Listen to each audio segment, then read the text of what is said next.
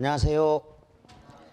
자, 14주차 요게 이제 누적이 된다. 14주차 표지가 뭔지 아는 사람. 꽃 이름. 이 꽃 무슨 꽃이야? 도라지? 환희야. 이걸 도라지라고 해버리면 큰일이지. 도라지를 안 봤구나. 도라지 꽃 본 적 있어? 하얀색 도라지. 그거는 육각기둥, 막 팔각기둥, 정 16각기둥 이렇게 도라지 꽃은. 이거 무슨 꽃이야? 나온 것 같은데 또박또박 얘기해봐. 틀려도 돼. 도라지 꽃이라고 해도 좋아. 자, 무슨 꽃? 수선화? 또? 누구야? 제비? 제비꽃이야. 저거 너 제비꽃. 바이올렛이라고 적어놔. 신경숙의 소설 제목이야. 바이올렛. 제비꽃이야. 제비꽃 바이올렛이라고 적고 표지가 예뻐서 작년, 재작년 다 이 표지로 썼는데 14주차 봄 색깔이죠. 자, 넘겨서 이 페이지부터 보면은 이제 EBS 수능 특강에 김승욱의 역사가 있어서 3쪽에 수특 B형 거. 자, 근데 이제 작년에도 14주차, 재작년에도 14주차 이걸 수업을 했는데 이 페이지의 달을 보면 요게 바로 직후 6월 평가원에 적중한 작품이야. 다에다가 저거 김광준의 와사등 1406 B형에 적중했다. 그러니까 작년에도 우리 학생들이 이제 동영상 강의는 올해 이걸 처음 하는데 작년에도 우리 학생들이 2주차의 모란이 피기까지는 이게 9월 달에 적중한 거고 작년 13주차는 도요새에 관한 명상. 그래서 흐르는 북으로 바꿔준 거야. 적중을 했기 때문에. 그래서 너희들이 지금 매주 시험 보고 수업하는 것들이 6월, 9월 수능에 나오니까 이 출제되는 거는 가까운 데서 나와. 다만 수능장이나 평가원 시험장에서 흥분하지 말고 잘 풀어서 맞추는 게 중요한 거지. 자, 역사 다음에 황순원의 독지는 늙은이. 요게 수능 특강은 너무너무 쉽습니다. 올해 수특은. 그런데 여기는 좀 만만치 않아요. 11, 13, 14번 중에서 많이 틀린 게 있고. 자, 먼저 수업은 15번에서 18번부터 시작을 할 건데 7쪽가. 7쪽 맨 위에다가 80분 50문제. 이게 이제 0709 평가원이야. 매주 실전 훈련은 내 생각에는 딱 이렇게 80분을 잡고 해줘. 이번에 그 1504 경기도교육청이 굉장히 쉬웠음에도 불구하고 1504 경기도교육청 A형 시험지는 고1 수준이야. 이거는. 그 다음에 B형 시험지가 A형 수준이다. 이렇게 생각을 하면 돼. 그러니까 A형 학생들은 B형을 차라리 풀고 B형 학생들은 그냥 쉬운 시험이었구나 이렇게 생각을 할 것. 다만 이제 시간 배분을 잘 해줘야 돼. 시험은 시간 싸움이니까. 자, 근데 요게 91.1등급이야. 7페이지 위에다가 2015 B형 1등급 수준이다. 91.1등급. 단 미안하지만 13주차부터 요거 해설 강의는 없기 때문에 해설지하고 뒤에 선물로 넣어준 마무리 필살기 자료를 가지고 공부를 해주고, 해설 강의는 대성 마임에게 있는지는 모르겠다. 하여간 메가스터디 얘는 없어. 선생님이 이때는 강남대성에 있었을 때니까. 자, 집중해서 딱 풀어. 다만 풀 때 무조건 80분 잡고 풀어야 돼. 즉, 요 말은 오늘 여러분들이 30분을 잡고 19번까지 푼다. 내일 30분을 잡고 32번까지 푼다. 그 다음날 또 20분 잡고 마무리해서 푼다. 그러면 순간 집중력은 높아서 점수가 잘 나올 것인데 실제로는 80분 동안 딱 집중해서 토요일 아침, 일요일 아침 중에 푸는 게 일반적으로 좋고, 학교 자율학습 시간에 풀더라도 반드시 80분을 잡고 풀되, 우리가 다음 주 수능 특강 총정리를 할 거고 그 다음 주 내신 기간이니까 휴강이니까 요 숙제는 3주 후에 5월 2일 날 3일 날 이쯤 내면 되니까 숙제 부담은 좀 갖지 않도록 해. 자, 넘겨봐. 10번 좀 어렵고 12번 어렵고 14, 15. 자, 거기 13번에서 16번 이용하게 풀벌레 소리 가득 차 있었다가 작년에 EBS에 있었기 때문에 요거를 작년에 시험을 봐봤어. 여기만 뽑아서. 그랬더니 많이 틀려요. 넘겨. 19번 문제 아주 좋아. 이게 모음 삼각도, 자음 삼각도. 자, 모음 삼각도하고 자음. 이게 정통 문법이야. 잘 안 나오던 게 출제가 된 적이 있다. 13쪽에 가를 별표쳐 상충곡이죠. 20번하고 22번이 어려워요. 그 다음 29, 32 전후치전도 매년 EBS에 나와. 30번이 좀 어렵고. 자, 결정적으로 17페이지가 가장 중요했었어. 자, 칸트가 나왔죠. 여기 칸트의 이 문단의 넷째 줄의 미적 무관심성. 요게 어렵습니다. 거기 34번에다 별표 5, 35번에다 별표 2. 요게 2015 AB 공통으로 예술 파트, 칸트의 취미 판단 이론으로 연결이 돼. 요거보다 여기 게 더 어려워. 작년 수능에 나온 칸트의 취미 판단 이론은 A형한테는 어려웠는데 여기 34, 35번이 더 어렵다고. 그래서 작년 수능에, 작년에는 이거를 33주차, 34주차쯤 했었어. 수능 직전에. 근데 수능에 유사하게 나와가지고 크게 도움을 받았다, 학생들이. 18쪽에 39번이 어휘 문제인데 가장 어려웠던 문제고, 19쪽에 이상의 날개가 있어요. 요것도 수특 B에 있고 굉장히 좋아. 문제가 이상의 날개 별표 찍고 딱 풀도록. 41번 이런 문제 어렵습니다. 최상위권은 요 41번을 가장 많이 틀린 것으로 나옵니다. 그 다음 49번 어렵다. 별표 치고. 여기까지 해서 80분 잡고 풀고 23쪽에 1등급 컷이랑 정답률을 봐봐. 1등급 컷은 91이야. 2등급 컷이 85고. 자, 이때는 이제 조금 어렵다. 6월이 더 어려웠고 84 1등급. 9월은 그나마 쉽게 나와서 91 1등급인데 수능 때 90점 1등급으로 나온 거야. 2008년 수능 되게 어려웠던 수능입니다. 자, 25쪽에 그 11번 문제 별표 치고 요 이 형태를 꼭 풀어보도록 해. 거기 문제를 하나 넣어놨어요. 이 형태 문제야. 요게 2013 수능에 나오죠. 이 형태가. 그래서 꾸준히 여러분들은 수능하고 평가원을 풀어가는 게 좋아. 자, 해설은 비교적 자세하게 넣어놨으니까 이걸로 공부하고 33쪽으로 가겠습니다. 33쪽에 보면 왼쪽에 병치 체크해. 이거 7번 이상 출제돼요. 병치. 대등병렬 병렬 배치야. 보강 체크하고. 얘들아, 그 밑에 보전하고 보존이 있다. 이거는 그 선생님이 강조한 적이 있어. 그 보전의 보전 온전전자야. 그래서 보호하여 온전하게 지키다. 따라서 국가, 환경, 민족. 문화재는 쓸 수 없어. 보전에다가는. 그 다음에 어휘가 그래. 자, 이 보존은 보호하여 존재케 하다. 문화재에는 이거를 쓰고 보전에 쓸 수 있는 건 보존에는 다 쓸 수 있어요. 그러니까 국가환경민족은 여기도 쓸 수 있고 여기도 쓸 수 있는데 이건 온전전자고 이건 존재할 존자야. 그래서 문화재는 이쪽이 못 쓴다는 거야. 사전적인 미묘한 차이가 그래. 보호하여 존재케 하다. 지금도 남대문 동대문 밑으로 전철이 지나가면서 한 번씩 이렇게 땅이 울릴 때마다 동대문 남대문이 0.001mm씩 가라앉고 있다고. 그러니까 국보위로 보물이로는 일제시대 때 제정된 거라서 바꿔야 되지 않나 싶어. 국보위로는 훈민정음이 되는 게 가장 좋아. 한글이 되는 게. 석가탑 다보탑은 지금도 비바람에 깎이고 있는 거야. 그래서 문화재에는 온전전자를 못 쓰는 거야. 밑에 보편성 복고주의 체크하고 오른쪽에 복합적 본말 체크해봐. 관련 한자성어로 본말전도 주객전도가 있어요. 본원 부각 체크하고 다음 장 넘겨서 부메랑. 여기 이제 언어 영역일 때 부메랑이 한번 출제된 적이 있다. 아킬레스건하고 부메랑하고 어려웠던 문제야. 자업자득 긁어부스럼. 부메랑은 상대편을 공격해서 상대편이 맞으면 치명적인 무기가 되지만 안 맞고 되돌아온다고 나한테. 그러면 내가 당해. 이번에는 위험한 무기지. 자, 부연, 부응, 부합 체크해. 밑에 오른쪽에 분별, 분연이. 자, 분연하다, 분연히. 저 밑에 불기 밑줄 그어. 한번 가고는 다시는 돌아오지 않는다.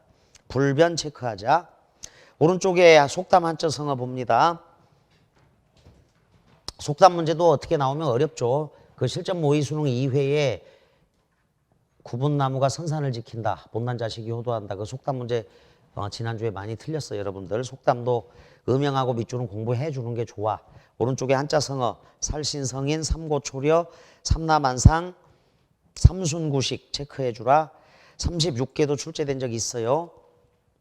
도망간다. 36개는 공구공구 옥루몽에서 출제된 적이 있다. 저 밑에 3인성호 자, 세 사람이 거짓말을 하면 고지 듣게 된다. 저 밑에 상가지구 상점벽해 넘겨. 자, 36쪽의 왼쪽도 속담 공부해두고 오른쪽 한자성어 세웅지마 생자필멸 선견지명 선공후사 체크해도 선공후사 선우후락 관동별곡에 있어 선우후락 체크를 한다.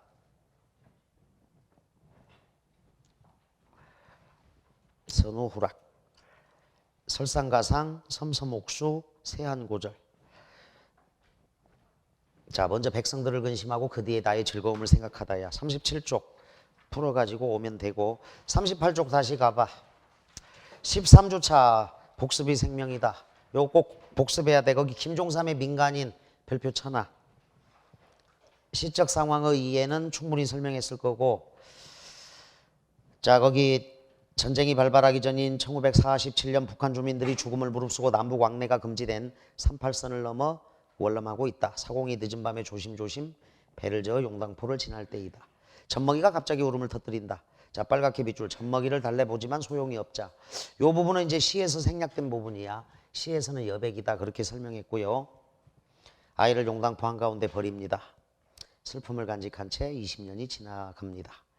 그 다음 민간인의 의미 빨갛게 빗줄 군인이 아닌 보통 사람이라는 뜻으로 남북분단의 비극이 지극히 평범한 사람들에게도 자 영향을 끼치고 있다. 아픔을 주고 있다. 아픔이야 아픔. 수심의 의미 비극의 깊이죠. 고통과 슬픔의 깊이다. 젖먹이를 버린 비극적 상황을 시적 화자는 비정아리만큼 객관적으로 담담하게 보여주기를 하고 있을 뿐이다. 젖먹이를 버린 끔찍한 사건을 화자의 생각을 덧붙이지 않고 마치 영화의 한 장면처럼 다만 보여주고 있다. 쇼잉이라고 적어도 쇼잉. 감정절제가 있다는 뜻이야. 감정절제.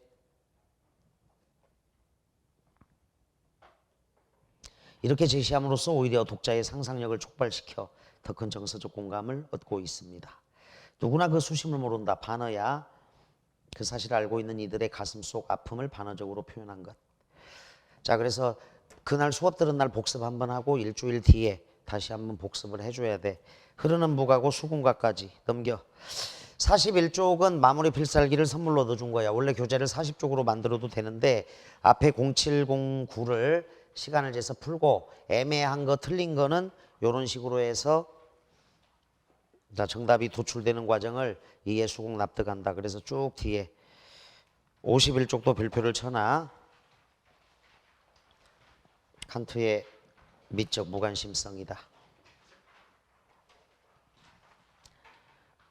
52쪽 그 다음에 이상의 날개 중요합니다. 수능 특강 B형에 있어요. 그래서 56쪽까지 해서 여러분들이 공부를 딱 한번 해줘. 한 매듭을 일단 지어주면 돼. 자, 다시 앞으로 가서 독서 비문학 먼저 하자. 오늘은 어려운 과학 제시문이야. 자, 요거는 2004년 6월 평가원 생물 다양성인데 우리 2주 전에 12주 차에서 자경루 배운 적 있어. 장영실의 자경루. 장영실의 자경루가 공사공룡평가원 기술제시문이고 요게 과학제시문이다. 생물다양성은 근데 한 번 더 나와. 2009년 6월 평가원에도 가위바위보. 이게 물고 물리는 관계야. 가위바위보. 그래서 특정한 공간 안에 이 미생물을 집어넣어 가지고 영원한 승자도 없고 영원한 패자도 없는 게임. 그래서 가위바위보를 이렇게 나타낸다고. 그래서 SCR 요걸 한번 언젠가 볼 기회가 있을 거야 여러분들이. 지금 0709 줬으니까 0906이야. 그래서 이게 가위바위보 물고 물리는 영원한 승자도 패자도 없는 생물이 공존하는 원리가 생물 다양성으로 나온 적이 있다. 자, 17번이 아주 어려웠고요. 여기다가 거기 14번 밑에다가 자, 요거는 이제 설명문이야. 전형적인 정보 전달의 글이다. 그래서 정리를 하자. 설명문의 기본 구조. 설명문의 정보 전달의 글이야. 정보 전달의 글. 설명문의 전형적인 설명문은 1문단에서 전체가 나오고 이제 하는 일은 화제 제시야. 화제 또는 논제를 제시한다. 그 다음에 이제 2문단, 3문단, 4문단 이게 이제 부분 주제가 나온다는 뜻이고 이게 부분 1 전체와 부분의 관계야. 다 부분 2, 부분 3. 그러면 이제 화제를 제시한 다음에 중간에 가면 이제 부분적 주제가 나온다는 뜻이야. 부분적 주제 1, 2, 3인데 뭐 계속 이어질 수도 있고 섞일 수도 있어. 그 다음에 마지막에 이제 요약 정리 강조. 그리고 설명문 순수하게 설명문도 있지만 여기 같은 경우는 이제 생물 다양성의 가치가 생태적 봉사 기능. 자, 미리 설명하면 이래. 생태적 봉사 기능이 있고 그 다음에 경제적 가치. 이게 부분 2가 됩니다. 2문단, 3문단. 그 다음에 학술적 가치. 그리고 다시 5문단에서 전체로 가서 마무리를 지어줘. 그게 이제 요약 정리 강조인데 여기에 논설문적인 요소가 들어가. 그래서 과제 제시가 더 추가가 된다. 논설문적 요소야 이거는. 자, 설명문은 전체를 나타낼 때 화제를 제시해. 그리고 부분 주제가 나와. 이제 이게 각각 중요한 거야. 그 다음에 마무리로 요약 정리 강조. 거기에 과제 제시가 추가될 수도 있어. 이게 설명문의 전형적인 형태다.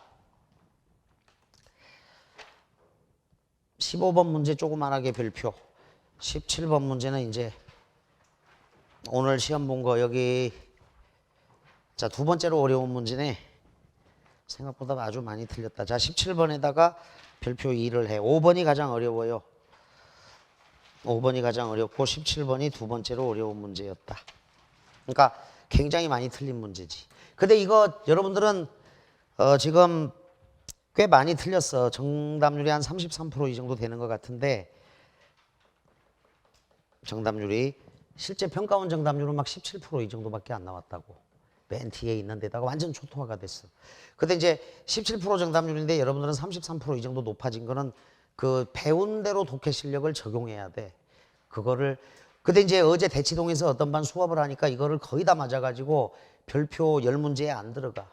그래서 그 반 애들은 그 독해 능력이 굉장히 좋아졌다라는 것을 알 수 있는 반도 있었으니까 여러분들이 그동안 그 따라 읽은 것들 이런 걸 잘 적용하는 게 중요한 실력, 적용 능력이야. 자, 들어가 보자. 오늘 시험에 이제 평균은 13점이고 17번이 어려웠어. 5번 하나 틀린 학생도 있네. 잘 봤네, 혜성이. 자, 보자. 생물 다양성의 가치에 대해서. 생물 다양성이란 화제를 제시합니다. 화제 제시. 원래 한 지역에 살고 있는 생물의 종이 얼마나 다양한가를 표현하는 말이었습니다. 그런데 세모꼴 오늘날에는 종의 다양성은 물론이고 첫 번째 문장은 화제 제시 원래 의미야. 본래 의미. 종의 다양성은 물론이고 각 종이 가지고 있는 유전적 다양성과 생물이 살아가는 생태계의 다양성까지를 포함하는 개념으로 확장해서 사용한다. 특히 최근에는 생태계를 유지시키고 인류에게 많은 이익을 가져다 준다는 점이 부각되면서 자, 밑줄 그어. 인류에게 많은 이익을 가져다 준다는 점이 부각되면서 이 부분이 이제 18번의 3번 정답의 근거야. 18번은 여러분들 잘 봤어요. 생물 다양성의 가치가 크게 주목받고 있다. 자, 화제 제시. 최근 주목받고 있는 생물 다양성의 정의와 가치죠. 개념과 가치. 그래서 전체적인 내용이야. 화제 제시한 거야. 화제 제시하고 이제 부분 1로 가자. 2문단 부분 1. 생물 다양성의 가장 기본적인 가치로 생태적 봉사 기능을 들 수 있다. 생물은 생태계의 엔지니어라 불릴 정도로 환경을 조절하고 유지하는 커다란 힘을 가지고 있다. 숲의 경우를 예로 들어보자. 나무들은 서늘한 그늘을 만들어주고 땅 속에 있는 물을 끌어올려 다양한 생물종이 서식할 수 있는 적절한 환경을 제공해 준다. 빨갛게 빗줄 서식하다. 자, 요게 한자 어휘 문제로 출제됐습니다. 깃들이어 살다 이런 뜻이야. 깃들이어 살다. 서식하다. 그러니까 이제 독해를 읽어가다가 수능평가원도 풀다가 모르는 어휘가 나오면 형광사인펜을 칠해놓고 뜻을 딱딱 정리하는 게 좋아. 서식하다 1006 평가원 18번에 4번 선택지로 출제된 적이 있어요. 다양한 생물종이 서식할 수 있는 적합한 환경을 제공해준다. 숲이 사라지면 수분 배분 능력이 떨어져. 우기에는 홍수가 나고 비가 많이 오는 시기죠. 건기에는 토양이 완전히 말라버린다. 이로 인해 생물 서식지의 환경이 급격하게 변화되고 마침내 상당수의 종이 사라지게 된다. 이처럼 숲을 이루고 있는 나무, 풀, 흙과 그곳에서 살아가는 다양한 생명체는 서로 유기적인 관계를 형성하면서 생태계의 환경을 조절하고 유지하는 역할을 담당하는 것입니다. 자, 생물 다양성의 가치 1번. 요거 생태적 봉사 가능이라고 요거를 정리를 해. 설명문은 딱 이런 구조야. 자, 3문단 가겠습니다. 또한 세무꼴 플러스 부분 2가 됩니다. 부분 2. 또한 생물 다양성은 경제적으로도 커다란 가치가 있다. 대표적인 사례로 의약품 개발을 꼽을 수 있다. 자연계에 존재하는 수많은 식물 중에서 인류는 약 2만여 종의 식물을 약재로 사용해왔다. 그 가운데 특정 약효 성분을 추출하여 상용화한 것이 이제 겨우 100여 종에 불과하다는 사실을 고려하면 전체 식물이 가지고 있는 잠재적 가치는 상상을 뛰어넘는다. 그리고 부전나비의 날개와 사슴벌레의 다리 등에서 항암물질을 추출한 경우, 그 선생님이 예전에 박을 좀 연구해라 그랬지, 이과생들한테. 그런 얘기 한 적 없어? 박을 좀 연구해라. 거기 자, 특정 약효 성분을 추출하여 상용화한다. 은행나무 잎사귀는 여러분들이 책갈피로 사용하잖아. 근데 그 은행나무 잎사귀 거기서 추출한 게 뭐야? 기넥신이야, 기넥신. 그러니까 노인들한테 그 혈액순환을 엄청나게 잘 도와주는, 그러니까 쓸모없는 게 아니라고. 그 얘기 안 했어? 여기 자연계 손들어. 자연계 학생, 여기 문과반이라서 자연계 학생들이 없겠지만 박을 연구하는 게 과제. 적어도 박. 그 다음에 우리가 먹고 버리는 개껍데기에서 추출한 게 뭐야? 그건 알지? 그게 키토산이야, 키토산. 그것도 피를 맑게 정화시켜주는 역할을 한다고. 그러니까 쓸모없는 게 아니라고, 이게. 반도체는 어디서 나와? 모래야, 모래. 모래로 만드는 거야, 반도체는. 그러니까 쓸모없는 거라고 생각했던 모래라든가 은행나무 잎사귀라든가 개껍데기 이런 데서 우리한테 굉장히 요긴한 것들이 추출되고 있는 거라고. 자, 그래서 선생님이 박을 연구하라고 한 걸 했던 것 같은데.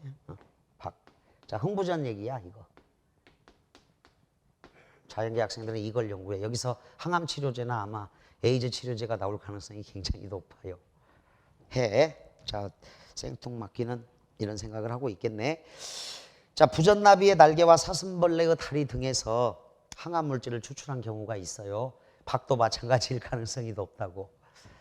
야생의 미생물에서 페니실린, 마이신 등 약 3천여 가지의 항생제를 추출한 경우에서도 알 수 있듯이 동물과 미생물 역시 막대한 경제적 이익을 가져다 줍니다. 의약품 개발 외에도 다양한 생물이 화장품과 같은 상품 개발에 이용되고 있으며 생태 관광을 통한 부가가치 창출에도 기여한다. 창출하다, 빨갛게 동그라미. 이것도 출제됐어. 창출하다, 뭐 일자리를 창출하다. 전에 없던 것을 처음으로 생각하여 지어내거나 만들어내다야. 적어라. 일자리를 창출하다. 전에 없던 것을 처음으로 생각하여 지어내거나 만들어내다야. 창출하다도 출제됐습니다. 생태관광도 우리나라가 최고야, 이거. 생태관광도. 대한민국이. 여러분들 그 50년 넘게 사람들의 발길이 닿지 않는 곳이 지구상에 우리나라 빼고 없어. 지금은 뭐 아마존이든 남극이든 북극이든 다 사람들의 발길이 닿잖아. 근데 우리나라에만 사람들의 발길이 닿지 않는 곳이 있지. 그게 DMZ라고, DMZ. 그래서 전 세계인들이 생태 관광을 하러 우리나라로 몰려올 거야. 이거는. 놀라운 거지. 가끔 이제 지뢰를 밟아서 죽을 수도 있어. 그게 이제, 그게 가장 걱정거리긴 한데, 어쨌거나 그 평화가 정착이 되고 생태 관광 대국이 될 수가 있어, 우리나라가. 자, 창출하다 알아둬. 앞으로 이게 전 세계가 지금 종자전쟁, 품종, 씨앗전쟁을 지금 소리 나지 않는 전쟁을 벌이고 있다고. 그러니까 우리나라가 장미나 튤립을 재배해서 수출해서 예를 들어서 100억 달러 이상을 번다.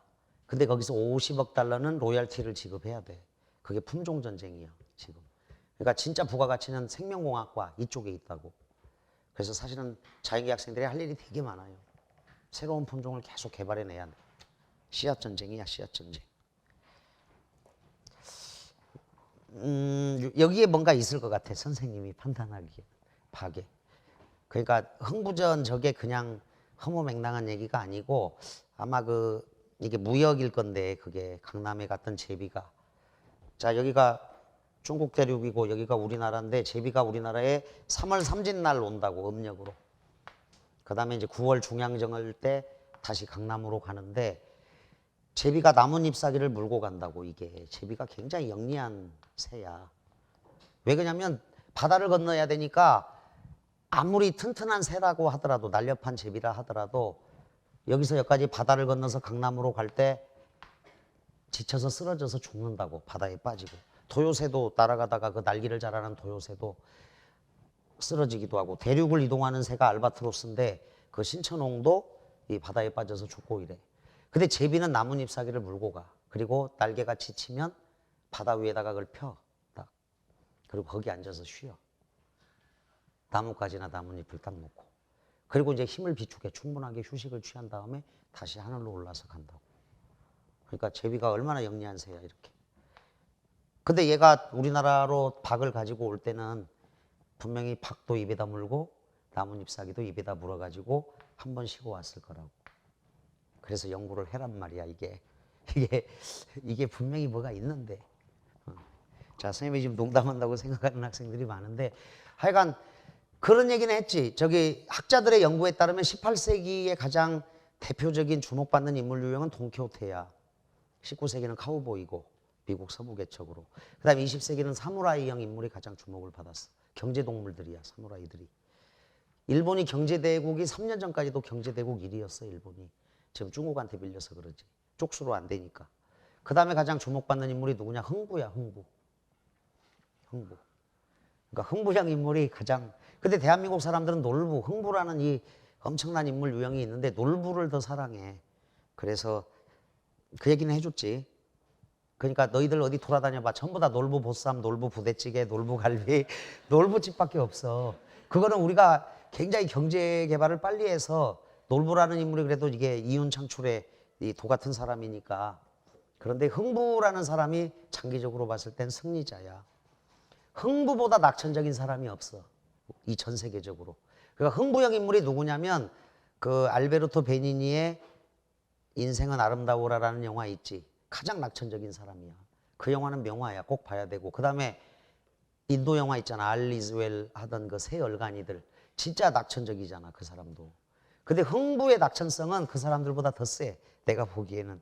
나는 흥부전 읽으면서 진짜 감동을 받았던 장면이 어떤 장면이냐면, 흥부가 흥부 아내랑 이 고픈 배를, 물배를 채운 다음에 허리띠를 졸라매고 박을 타는 장면이 나와. 막 힘들게 슬근슬근 톱질하세요 이러면서 박을 진짜 힘들게 타.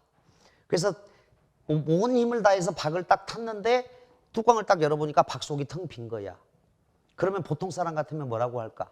개발씨들, 어떤 놈이 이거 파갔다 이러면서 욕을 할 거 아니야. 근데 흥부의 그 낙천성은 어떻게 해석을 하냐면, 누군가가 박을 열고 소개를 긁어갔어. 그 박 속을 국을 끓여 먹어도 되는 거니까.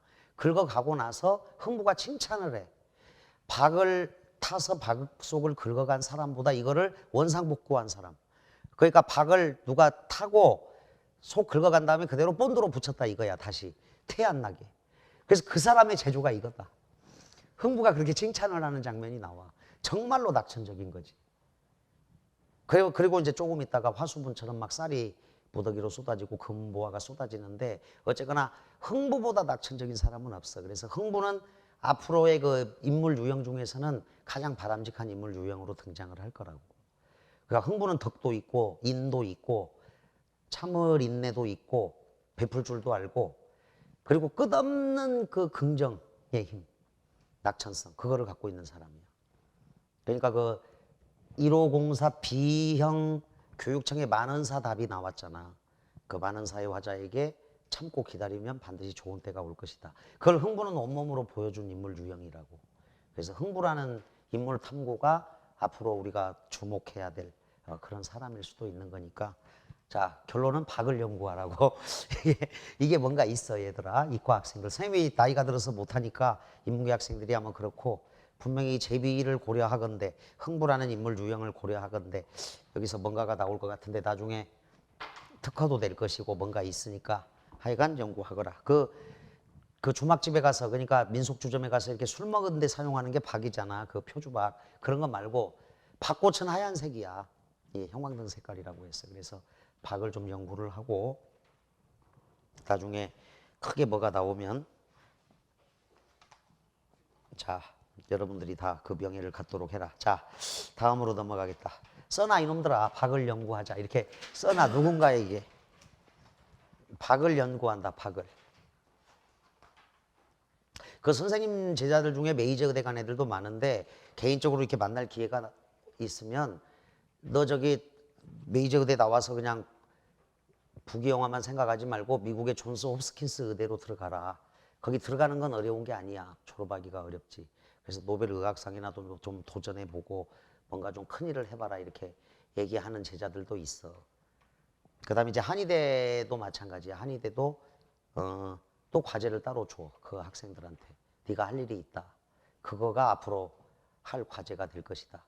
그러니까 이제 자연계 학생들은 그 생명공학이나 이쪽은 할 일이 굉장히 무궁무진하니까 나중에 다시 저기 기회가 된다면 이과로 가는 게 더 좋을지도 몰라. 이과로 가는 게 문과보다. 자, 어쨌거나 좀 얘기가 길어졌는데 경제적 가치에 대해서 언급을 했고요. 사문단 부분 3이라고 적어. 생물 다양성은 학술적으로도 역시 매우 중요합니다. 예를 들어 다윈은 현존하는 여러 동물들의 상이한 눈을 비교하여 정교하고 복잡한 인간의 눈이 진화해온 과정을 추적하였습니다. 그에 따르면 인간의 눈은 해파리에서 나타나는 원시적 빛 감지 세포로부터 불가사리처럼 빛의 방향을 감지할 수 있는 오목한 원시 형태의 눈을 거친 다음 빛에 대한 수용력과 민감도를 높인 초기 수정체의 형태의 눈을 지나 선명한 상을 제공하는 현재의 눈으로 진화되었다는 것입니다. 이 사례에서 보듯이 모든 생물종은 고유한 형태적 특성을 가지고 있어서 생물 진화의 과정을 추적하는 데 중요한 정보를 제공해 줍니다. 이게 학술적 가치야. 진화의 과정을 추적하는 데 중요한 정보를 제공한다. 형태적 특성 외에도 각각의 생물종이 지닌 독특한 생리적, 유전적 특성 등에 대한 비교 연구를 통해 생물을 더 깊이 있게 이해할 수 있다. 그리고 이렇게 축적된 정보는 오늘날 눈부시게 성장하고 있는 생명과학의 기초가 된다. 자, 생물 다양성의 가치 세 번째 학술적 가치인데 요거는 이제 대등병렬로 보면 돼. 자, 병치야, 병치. 대등병렬이라고 적고, 자, 부분 1, 부분 2, 부분 3은 자, 생물 다양성의 가치인데 병렬 배치다. 병치야, 병치. 자, 마지막 단락 오문단에다가 다시 전체라고 적어. 설명문은 이렇게 구성된다. 이와 같이 인간은 생물 다양성에 기초하여 무한한 생태적, 경제적 이익을 얻고 과학 발전의 토대를 구축한다. 자, 요약 정리 강조했습니다. 이 문장에서. 그런데 세목골 쳐. 최근 급격한 기후 변화와 산업화 및 도시화에 따른 자연 파괴로 생물 다양성이 크게 감소하고 있습니다. 생물 다양성 감소 현상에 대한 문제 제기. 따라서 밑줄을 그어준다. 따라서 이를 억제하기 위한 생태계 보존 대책을 시급히 마련해야 합니다. 자, 시급성을 강조하고 있다. 시급히 해야 할 일을 강조하고 있는 거야. 동시에, 자, 세목골 플러스 아울러 동시에야. 이거는 따라서가 계속 이어지는 거야. 아울러 동시에 뭘 해야 되느냐? 시급성을 강조했고 동시에 생물 다양성 보존을 위한 연구기관을 건립하고 연구기관 건립, 전문 인력의 양성 체계를 갖추어야 할 것이다. 생물 다양성 보존을 위한 노력의 필요성인데 과제 제시.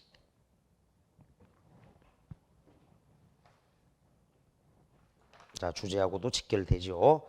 첫 번째 문제 보자. 윗글에 나타나 있지 않은 것. 생물 다양성의 정의. 있습니다. 1문단 생물 다양성의 가치 1문단에 있고 보존 이유가 2문단, 3문단, 4문단. 자, 이렇게 가치가 높으니까 보존해야 되는 건 당연히 따라 나오는 거야. 생태적 봉사기능, 경제적 가치, 그리고 학술적 가치. 5번이 정답이다.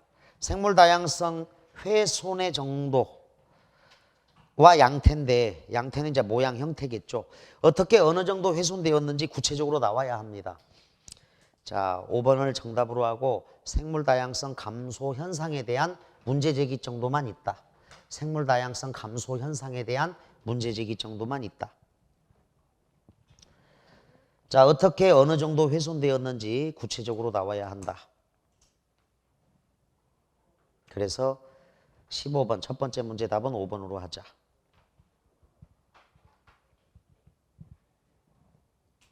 구체적으로 나와야 한다. 자, 두 번째 문제는 쉬워요.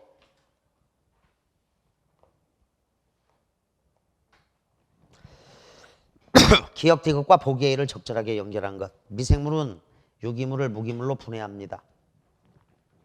A하고 E하고 연결해. 식물은 광합성을 통해 동물의 호흡에 필요한 산소를 제공합니다. 생태적 봉사 기능이죠. B로가 식물에서 향료나 감미료로 사용될 수 있는 성분들을 분리하여 상품화한다. 상품화한다. 자, 이건 경제적 가치라고 봐야겠다. 상품화하고 관련되니까 경제적 가치. BC 묶어. 동물에서 새로운 원료를 채취하여 부작용이 없는 화장품을 만든다. BC 묶어라. D. 자, 생물종의 분포 양상을 대륙 이동설과 연결하여 특정 생물종의 출현 시기와 이동 경로를 파악한다. 학술적 가치죠. F. 리보솜 DNA 염기 서열 비교 연구로 생물이 진정세균, 시원세균, 진핵생물 등 새 영역으로 대별됨을 자 알게 되었다. 리보솜이야 세포 안에서 아마 단백질을 합성하죠. 그 다음에 리소좀 소화시킨다. 청소기 역할을 하는 게 있어. 자, 쉽게 16번 답은 일로 한다. 이건 쉬워. 자, 17번이 문제야. 이게 왜 가장 어렵거나 두 번째로 어렵거나 이런 문제가 됐을까? 3점짜리 문제의 기준 이렇게 적어놔도 되겠다. 3점짜리 문제의 기준 17번. 자, 3점짜리 문제. 기준 중에 하나가 된다 이렇게 생각을 할 것. 생태계와 관련하여 일부 학자들은 대갈못 가설을 주장한다. 이 가설에서는 생태계를 마치 금속 조각판을 못으로 이어 만든 하나의 비행기에 비유한다. 만약 못이 하나씩 빠져나가면 비행기 동체는 점점 약해지고 못이 하나씩 빠졌다. 요게 3번 선택지고 비행기 동체는 점점 약해지고 1번 선택지야. 어느 시점에 도달하면 비행기는 폭삭 무너지게 된다. 폭삭. 자, 폭삭에다 세모꼴을 딱 쳐봐. 폭삭 무너져요. 여러분 중에 5번으로 간 학생들이 가장 많아. 근데 5번에서 생태계는 폭삭 무너질 수 있는 거야. 한순간에 세모꼴 쳐서 폭삭으로 연결해. 한순간에 폭삭 무너질 수 있다. 물론 서서히 약해지다가 어느 순간에 더 이상 지탱하지 못하고 폭삭 무너지는 거죠. 이 폭삭하고 5번 선택지 한순간에를 연결해서 딱 찾아줘야 돼. 무너지기 직전의 마지막 못은 자, 마지막 못에다가 별표를 쳐. 비행기 전체의 운명을 좌우하는 중요한 못이라고 할 수 있는데 생태계에서는 이에 해당하는 생물종을 이른바 주춧돌종 별표 쳐. 주춧돌종이라고 할 수 있습니다. 자, 생태계에서는 이에 해당하는 생물종을 주춧돌종이라고 한다. 그러니까 그 건물이 안 무너지는 건 주춧돌이 버티면 안 무너지는 거야. 일부 깎이더라도 주춧돌이 가장 중요한 거야. 자, 주춧돌은 어휘 문제로도 나와서 초석이라고 한다. 주춧돌종이라고 한다. 아, 이거를 알아야겠구나. 주춧돌의 의미는 그 2013년 3월 교육청에도 나왔었는데 주춧돌 알아두고 가장 중요한 최후의 보루 같은 거죠. 그런데 세모꼴 쳐라. 그런데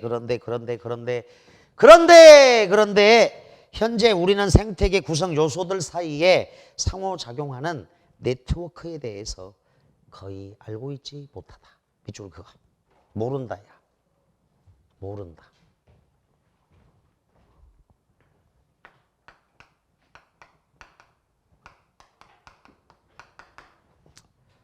자, 우리 3월 2일 날 아마 학교에서 입학식을 1학년들은 입학식을 했을 거고 고3이 됐을 거야, 여러분들이. 담임 선생님이 오셨고 담임 선생님이 우리 반 학생들을 모아놓고 얘들아 이제 고3 된 거 축하한다. 우리 반 행복한 11호를 위해서 반장을 중심으로 자, 면학 분위기를 잘 유지해서 올해 원 없이 한번 후회 없이 공부해보자. 자, 그래서 담임 선생님이 이제 덕담을 하고 여러분들한테 얘들아 반장을 중심으로 우리 반 면학 분위기를 잘 조성해가지고 자, 우리 반 전원 전부 다 원하는 대학생이 되도록 노력하자. 알았지? 하고 종례까지 하고 선생님이 사라졌어. 이제 나가셨어. 그런데 이제 반 아이들이 남아서 이론상 맞는 말인데 근데 반장이 누구지? 반장이 누군지를 모르는 거야, 아무도. 그러면 이건 틀린 말이 되는 거지. 비유하자면 이런 식인 거라고. 지금 주춧돌종을 몰라요. 그러니까 담임 선생님이 굉장히 덕담을 하고 반장을 중심으로 얘들아 우리 반 단결해서 면학 분위기를 잘 만들자. 이렇게 하고 나가셨다고. 근데 반장을 안 뽑은 거야. 그러니까 모르잖아, 지금. 주춧돌종이 뭔지를 몰라. 이론상으로는 맞는 말이야. 그러니까 이 문제가 어려운 거라고. 자, 그러니까 4번 선택지를 한번 봐봐. 주춧돌종의 중요성을 감안할 때 끊어. 이를 중심으로. 이게 뭐야? 주춧돌종을 중심으로 생물 다양성을 보존해야 되겠어. 이론상 맞지? 가장 중요한 거니까.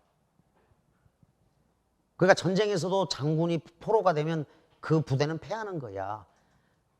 왕과 왕이 나왔을 때 한쪽 왕이 전사하면 바로 지는 거라고. 그 부대는. 그러니까 주춧돌종이 사라지면 끝장나는 거야, 바로. 주춧돌이 무너지면 건물이 사라지는 거고. 이해되지? 그러니까 가장 중요한 건데 중요한 게 뭐냐? 이를 중심으로 생물 다양성을 보존해야 되겠어.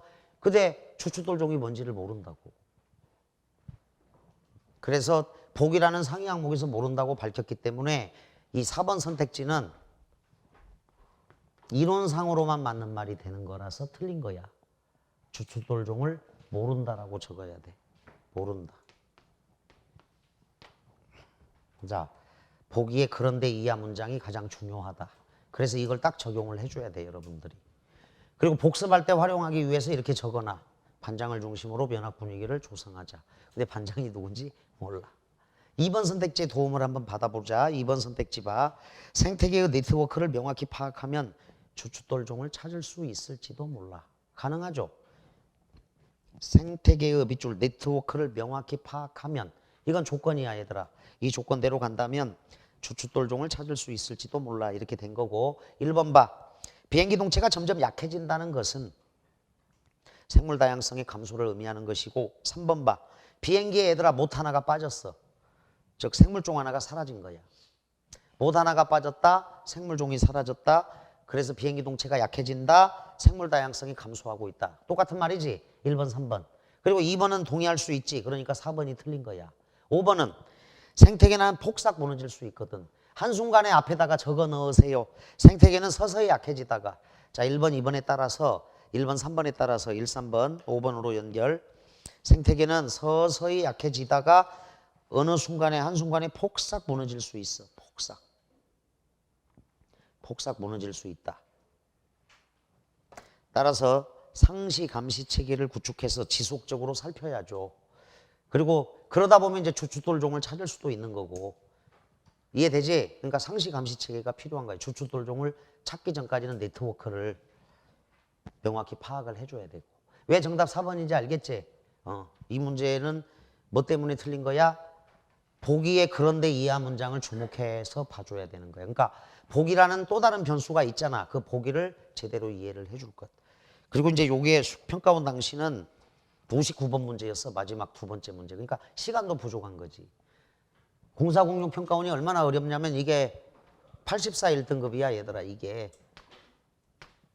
84 1등급이면 지난주에 우리 13주차에 0706 평가원 풀었던 거 있지. 그것만큼 어려웠던 거지. 공사공용 평가원은 일단 가장 어려웠던 게 난소공. 난소공이 진짜 어려웠어. 난쟁이가 쏘아올린 작은 공. 현대소설에서. 그게 2014년에 A형에 다시 나왔잖아. 그리고 김부식의 동국 이상국집, 동명왕편 서, 독서, 역사 독서 제시문 어려웠고 자격루가 있잖아. 자격루. 굉장히 어려운 것들이 많았다고. 그리고 요거야. 마지막 과학 제시문 더 어려웠지. 자, 됐고요. 마지막 18번 문제 보자. 글쓴이의 태도에 대해 비판한 내용으로 가장 적절한 것 그랬다. 1. 문제 해결을 위한 실천 의지가 전혀 없다. X에 오문단에 위배된다. 오문단의 과제 제시가 있죠. 이 생물 다양성의 경제적 가치를 지나치게 강조한다 그랬는데 지나치게 강조한 건 아니야. 경제적 가치는 생태적 봉사 기능과 학술적 가치하고 대등병렬, 병치야 병치. 세 가지 가치가 대등하다. 생물 다양성 문제를 주로 인간 중심적 시각으로 해석하고 있죠. 인류에게 이익을 준다는 입장에서 보는 거죠. 답 3번. 4. 자연을 우선시하여 뭘 우선시했어? 인간을 우선시한 거죠. 인간을 우선시한 거야. 인간 중심주의로 접근했다. 자연과 인간의 공존 가능성 모색이 아니고, 그러니까 자연도 나름대로 존재 가치가 있고 인간도 존재 가치가 있는데 대등하게 본 게 아니잖아. 5번 봐. 인간과 자연을 대립관계로 본 게 아니라 자연을 인간을 위한 도구로 본다. 저거. 자연을 자 화장품 개발이나 뭐 항암 치료, 그다음 의약제 사용 전부 다 자연을 인간을 위한 도구로 봤다고.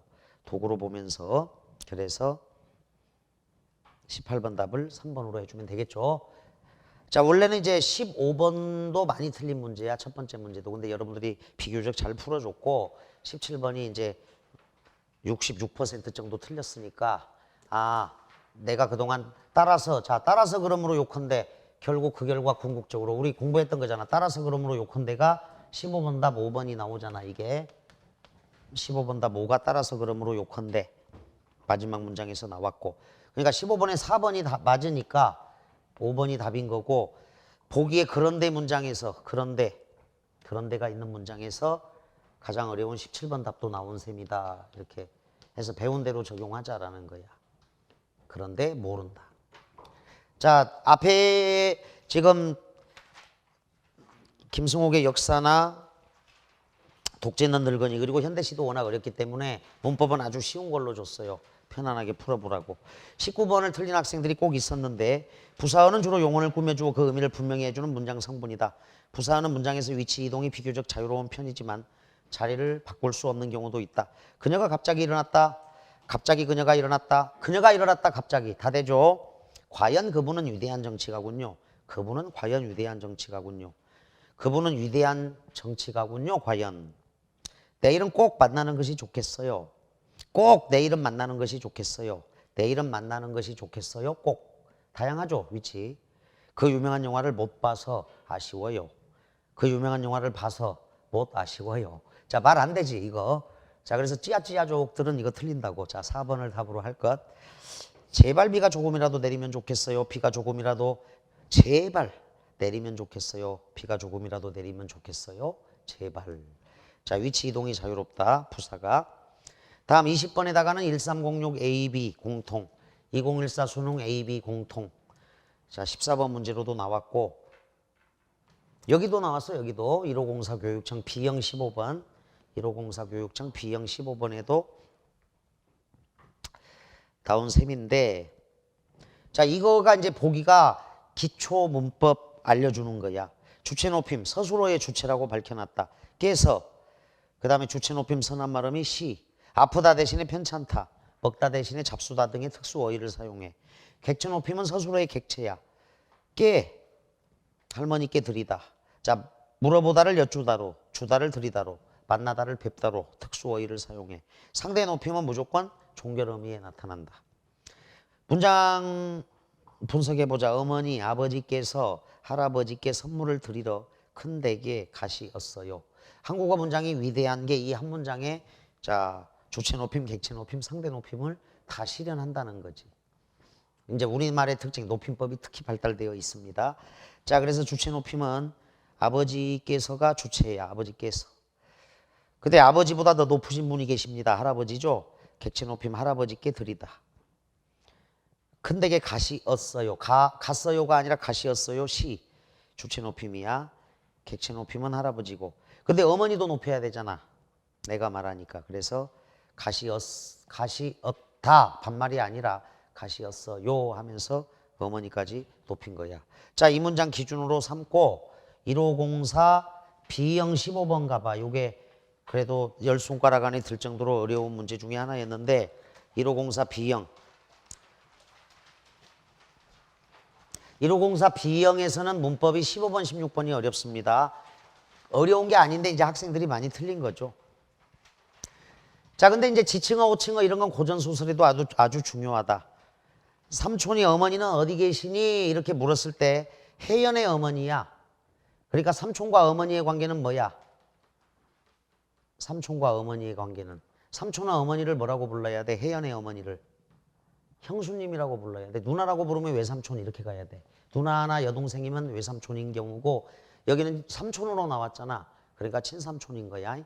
그래서 사돈관계가 되는 셈이야. 그래서 삼촌은 어머니를 형수님이라고 부를 가능성이 높아. 드물게는 재수씨라고 불러도 되겠지만 그래서 어머니는 어디 계시니? 자, 요게 질문이 좀 있는데 상위권 학생들한테 자, 삼촌이 혜연에게 물었어. 혜연아, 너희 어머니는 어디 계시니? 이렇게 물어본 거지. 그러니까 문장의 주체는 자, 어머니, 혜연의 어머니는 화자가 높여야 할 대상입니다. 따라서 특수한 어휘, 계시다. 있다가 아니라 계시다야. 특수한 어휘 계시다를 통해 높임을 실현하고 있는 거야. 주체 높임이지. 어머니가 주체야. 그러니까 형수님 정도 될 거야. 근데 혜연의 어머니죠. 그리고 사돈 간에는 원래 서로 높여줘. 저기 사돈지 간에는 자기보다 손 아래 사람도 높여주게 되어 있는 거야. 그리고 이 선택지에는 표현되어 있지 않지만 또 혜연이도 어차피 혜연이의 어머니를 높여야 되잖아. 그러니까 혜연이의 입장을 고려해서 어머니는 어디 계시니라고 말을 했을 수도 있는 거지. 혜연이의 입장을 고려해서 친절하게 삼촌이. 그래서 2번 선택지에 나와 있는 얘기가 있고 생략된 부분이 있는데 생략된 부분은 혜연의 입장을 고려해서 삼촌이 높임 표현을 쓴 거다. 이렇게 봐도 됩니다. 자, 그리고 선생님이 계시다는 무조건 사람 주체라고 했어. 그러니까 회장님의 말씀이 계시다 이러면 안 된다고. 회장님의 안경이, 모자가, 신발이 계시다 이건 말이 안 되잖아. 회장님은 회의가 있으시다, 회의가 있다 이렇게 간접 높임도 있으시다 이걸 활용하되 분명히 계시다는 뜻은 사람 주체로만 써야 된다. 선생님께서는 학교에 계십니다. 사장님께서는 현장에 계십니다. 이렇게 사람 주체로만 써야 돼. 자, 20번 답을 1로 하겠습니다. 됐지? 17번 하나가 아주 중요한 문제고 칠판 지우고 자, 수능 특강 이게 이제 내신에도 관련이 될 수도 있고 그러니까 6번에서 14번까지 진행하도록 하겠습니다.